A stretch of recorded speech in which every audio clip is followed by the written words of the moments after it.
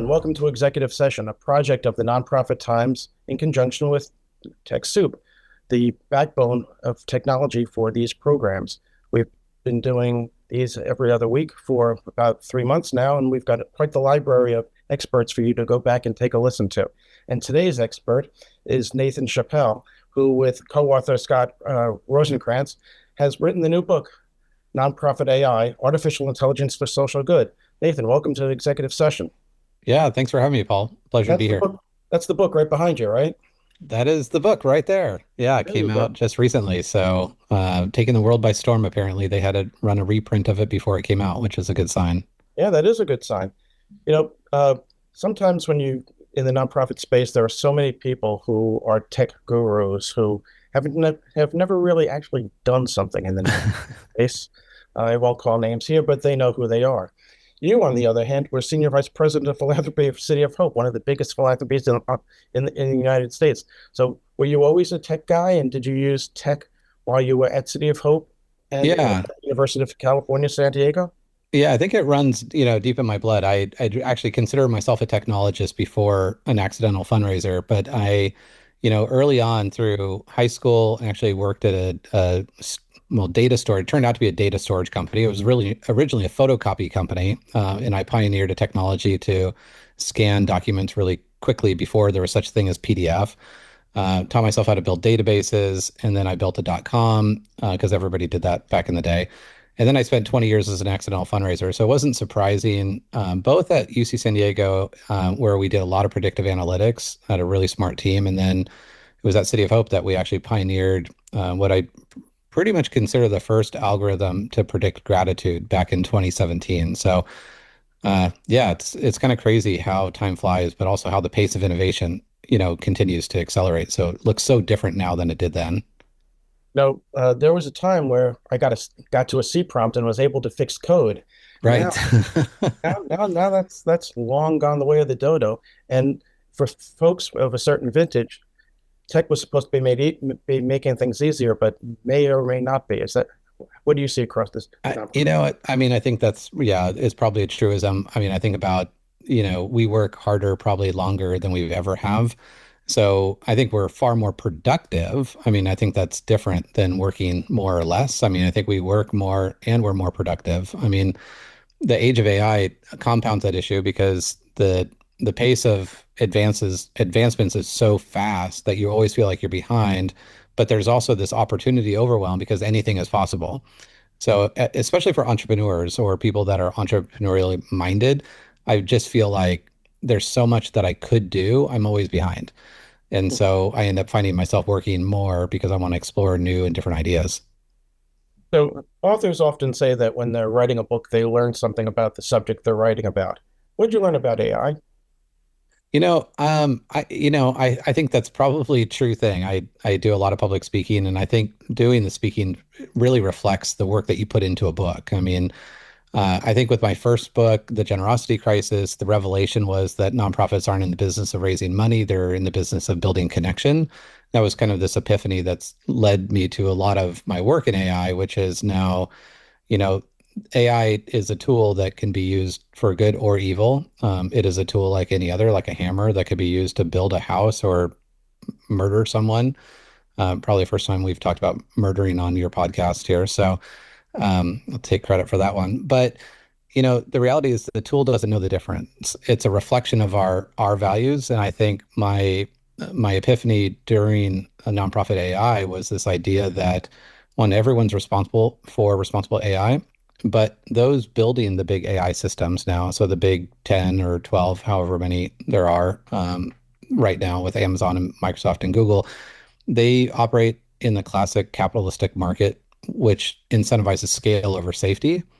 And those incentives are very different and actually, and well, I'll just say different than what the nonprofit sector operates. We operate in the currency of trust. And so I think my epiphany was that by design, versions of responsible AI in the private sector actually by design have to look different than the nonprofit sector. And so that comes out loud and clear in the book. And I think we really hit on hopefully the notion, you've read it, that, one, everyone's responsible, but that, we have to keep human in the loop and make sure that, we don't trade innovation for scale just because we can, that we stop and kind of program ourselves to think, maybe just because we can do something doesn't mean we should.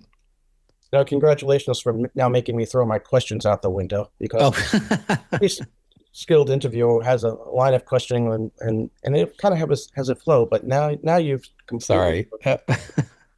When you were talking about the nonprofit and the for-profit agendas for AI, I mean, nonprofits have had a love-hate relationship with technology all along. I mean, remember tech adoption. Try to see if you remember this. Get Active, Contera, and Convio. Hmm. The three big email platforms. Yeah. Poof, they're gone. They all got bought by one or not. Well, they all bought one another, and then some Yeah. got off. And then there are CRMs in the space that have gone poof.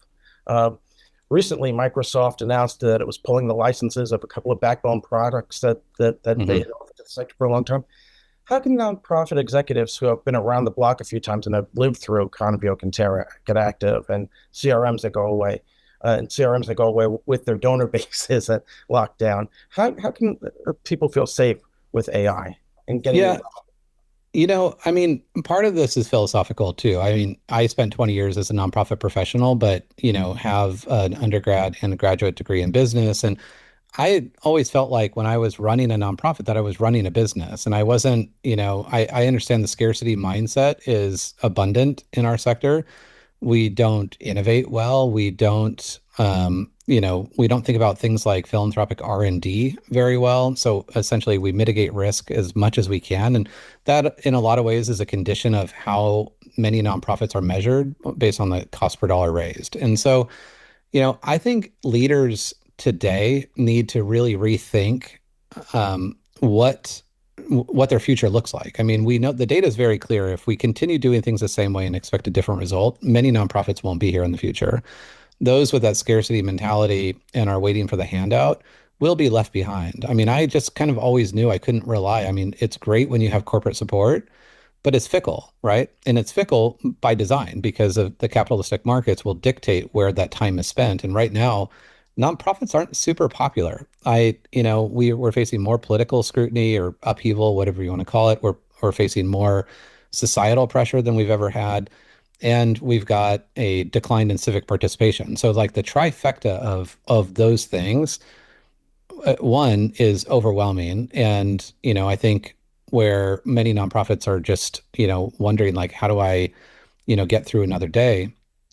But I quickly put on my AI hat and think about how overwhelming would this moment be for nonprofits if we weren't at the same time presented with technology that can do almost anything. And if I put my very first nonprofit hat on, my Boys and Girls Club days, my first 7 years in nonprofit was a local Boys and Girls Club. And if I had the worst ChatGPT model, I would have crushed it. Like, I mean, it would have given me such optimism and hope for what's possible that I would have been able to amplify my mission in big ways. So I think one, yes, the forces and the headwinds facing our sector are overwhelming, but we have to step back and recognize where those headwinds are presented at the exact same time, just by good fortune, not by design, by good fortune that we have this technology that knows something about everything and frankly knows our work far better than we think it does and can absolutely help us through this moment if we allow it to. Congratulations, you did it again. I'm just going to go away from the sheets here. The thing that I loved in the book was how you explain. You go back to 1956, and you talk about how the Rockefellers and Dartmouth and really pretty much the birth of AI and computers back then. Talk a little bit about that. Yeah, I think a lot of people don't recognize that AI has its roots in philanthropy. And so, Rockefeller Foundation funded the very first exploration, which ended up coining the term, to your point, at Dartmouth College. And John McCarthy, who, wrote this paper, I think the ironic, funny part of that whole story, and these documents are all public, is that when you look at the response from Rockefeller Foundation, which they take a lot of pride now saying that, hey, we coined the term AI, and I've heard them be able to talk about that. It's hilarious because their response was, hey, this idea sounds interesting. We think it deserves merit, but we'll give you half the money that you asked for because, we're not sure if it has any legs. And it's just so typical because, having written my fair share of grants throughout my career, I was pretty used to getting half of what I asked for. So not much has changed since 1955 on that portion. Okay, let's assume for a minute. I'm going to go back to my questions here now. All right. All right. We're going to assume that there are a couple of people listening who are not knee deep in AI and chat GTP. Yeah. Um, some believe it's the same thing. Is it? No. Yeah. So I think that a lot of people get confused. We consider, AI and then we consider modern AI. And modern AI is what most people think of as generative AI, which they think of as ChatGPT. It's a prompt that, again, knows something about everything. You can use it to plan your meals or your vacation or have you write a letter to your donors. But the type of AI that goes back to 1955 is more classically described as machine learning. It's considered predictive AI, and they almost have an opposite kind of process where predictive AI is essentially like the logical side of your brain that has so much information that it takes all that information and makes correlations. And that's the type of, from an easy example, when I was at City of Hope, we had 2 million patient visits a year, but only 2% of our patients ever made a gift. So could we use machine learning and deep learning, which are of the same subset, and say, what are all the commonalities of the people who made those gifts, those 2%? Like, what are all the commonalities? And can we find that out and then measure everybody else against that and create a likelihood score?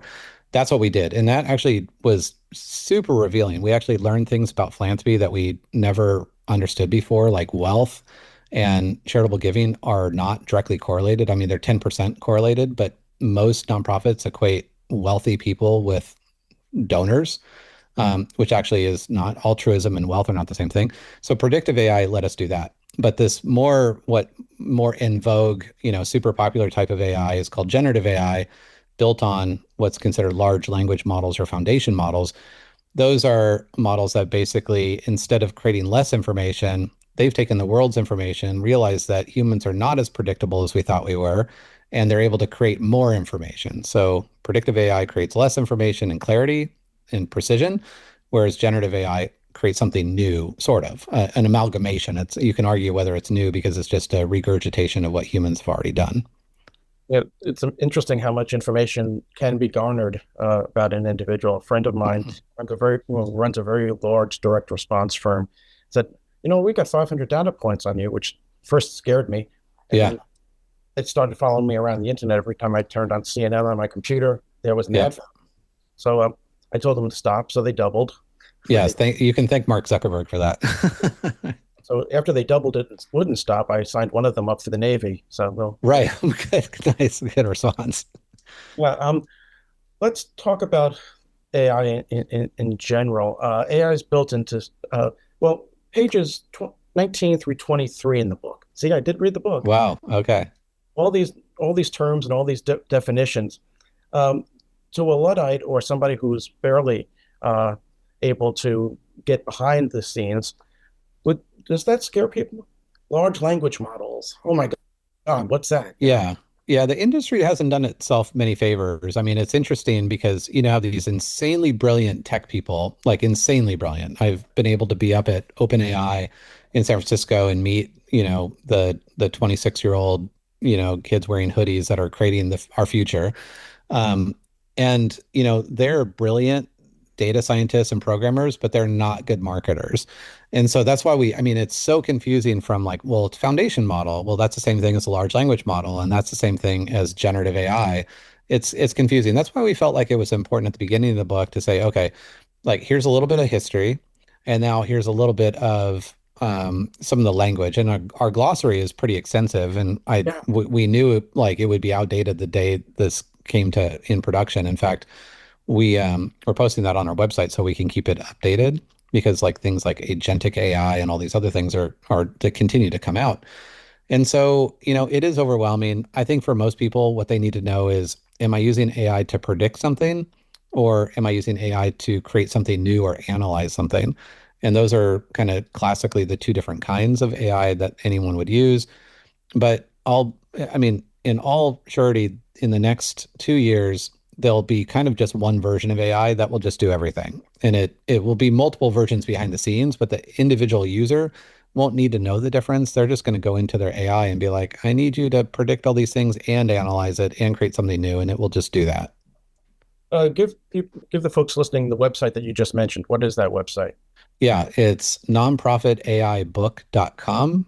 And we've got actually we just posted the website yesterday, and it's got resource libraries, so prompt libraries so people can copy and paste. It's got glossary, it's got case studies. So it's meant to be kind of a hub for, not just like the book and to buy the book. It actually has a generative audio version of the book on there in 18 minutes. So I'm guessing a lot of people won't even buy the book. They'll just go and listen to the 18-minute podcast of it that was also generated by AI. There you go. One of I remember you probably are familiar with this too. When COVID hit, everything closed down, Mm. and nonprofits really pivoted to technology.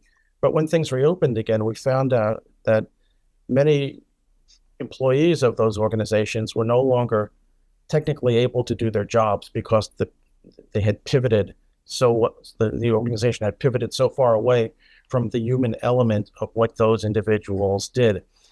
Obviously, we talk about how AI is not going to take away people's jobs, that they say, but Mm. I'm sure you're familiar with the economic Times and their tech section and Forbes and others who are saying that there is a percentage of people, Yeah. some on the high end, some on the low end, uh, that say jobs are going to be lost. And you just mentioned a generatic AI and how it can answer. The book set talks about how it can answer emails for you, how it Hmm. can do other tasks for you, and it's autonomous. So if they can answer your emails for you, if it's autonomous, how can the jobs not be lost? Can Yeah. you? Yeah. I think it's a misnomer that jobs won't be lost, to be honest. I think there's disagreement on how many jobs or what percentage of jobs will be lost versus how many are created.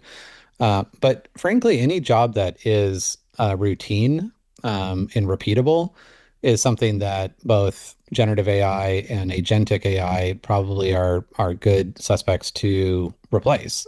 Things that require formality, so like coding right now. I mean, Amazon is laid off lots and lots of people. Google's laid off people. They're not planning on hiring those people back because AI, because it's repeatable and it's exact. I mean, tax code and law and things like that are going to really change. I think in the nonprofit sector, jobs like prospect researchers, prospect development. I mean, I used to have a team of prospect researchers, like 6 people that all they did was, these are people that went to school to study library sciences, and they, research people all day long. They're really good at it. And at the end of any given day, they might have researched 2 or 3 prospects or four. But I mean, now any fundraiser who wants to know, hey, what about this person? To your point, all those 400 data points, I can just do that myself very, very quickly. So I think a lot of jobs will be displaced. I think the question is, and AI will take no prisoners. Like it won't know the difference between, I want to save these jobs or those. I think one in our sector, we're going to be faced with technology that can do things that are not beneficial to our sector. And I think we have to learn when and how to say no to those things. So, like, should I have a bot that asks people for money? Of course, economically, that bot doesn't get sick. It doesn't require training. It's not going to say, I don't want to make my calls. But do we say no because the sacred space between, a donor and a mission is something that we have to protect? So, all that to say, I think people right now have this opportunity. There's a statistic that came out a few weeks ago that, AI will be able to replace a strong percentage, even if it doesn't get better from what it is today, of white collar workers by the year 2027. So, if that's you and you're in a very repeatable job, you have an opportunity right now to reinvent yourself, to not just be someone who produces something, but someone who connects dots, and someone who, pushes envelopes and uses AI to amplify your work. And I think some people rise to that occasion and they're going to thrive in this day and age, and those that are going to resist that change will probably be a bit left out. So a lot of what AI does sounds very much like predictive modeling, something that nonprofits have been doing forever. Mhm. Fundraisers have been doing predictive modeling forever. Uh, is AI enhancing that or changing it, or how can they work together? Yeah, greatly enhancing it. In fact, my earliest work in 2017 was basically taking, to your point, classic predictive models, regression models have been used for about 40 years. I Yeah. mean, they started really with this idea of Sears Roebuck that was producing catalogs, and they were, instead of sending a very expensive, if you remember those things, I don't know, a lot of people won't remember them, but they're like these huge books, and you get these catalogs, and they were expensive. So they built these models to determine, if we send a catalog to someone, how likely are they to buy something? And so, the nonprofit sector stole their kind of that idea and created these things called RFM scores, the recency, frequency, and monetary scores from the catalog industry. And, with that, those scores were highly biased. They, on average, a regression model, just not to get too nerdy, can only analyze around 18 data points before the model actually performs worse. The more data it gets, the worse it gets, actually. So 18 to 24 data points is about all they can handle. Machine learning and deep learning got so good to the point that you have 400 data points or 800 data points. The average person probably has around 4,000 data points that lives about them. In the average American, about 4,000 data points. Regression model could never handle that. Frankly, because you're using so little data, that the models become very, very biased because they don't take into account how nuanced you are and how special you are as a human. The machine learning, deep learning actually reduce bias in a pretty significant way by including a lot more data on you. And so that was my earliest work. I mean, we were using 1,000 data points per person to determine that, how likely you were to give had not a lot to do with how wealthy you were, but it had to do with all the other things and how you kind of show up in your everyday life as far as the data exists. So you're basically telling me that you're going to be able to go online and figure out which 11 albums I got from Columbia House back in 1984? I'd love to compare with you because I was a huge Columbia House fan. We could probably take some educated guesses. There's no doubt about that. Since AI is built into every tech product that's out there these days, everybody says, "Oh, we've got AI." A lot of them don't, but yeah, Mhm. we've got AI. What should every nonprofit have with regard to an AI policy? Should Yeah. there be written rules within an organization, and should they be different for different organizations? Yes, yes, and yes. So, this is an area, and the main reason why I started fundraising.ai back in 2018, which is now, we had 10,000 people come to our summit last year. It's entirely free and open source. We created the first framework for responsible AI globally. It was a result of 1,700 emails back and forth and about a year to do this. It was insane, the hardest thing probably I've ever done in my career. The reality is I worry far more about the organization that jumps into AI without thinking about or asking these questions than the one that waits until everything's kind of ironed out.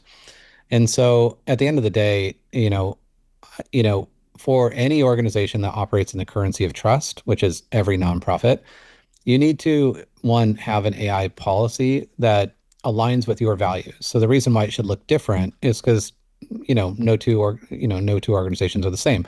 So one that, protects the environment is very different than one that provides, food insecurity, for food insecurity. So the main thing we tell people to do is it's not hard, is to go on fundraising.ai, grab the free open source policy that exists that's been adopted by, thousands of nonprofits.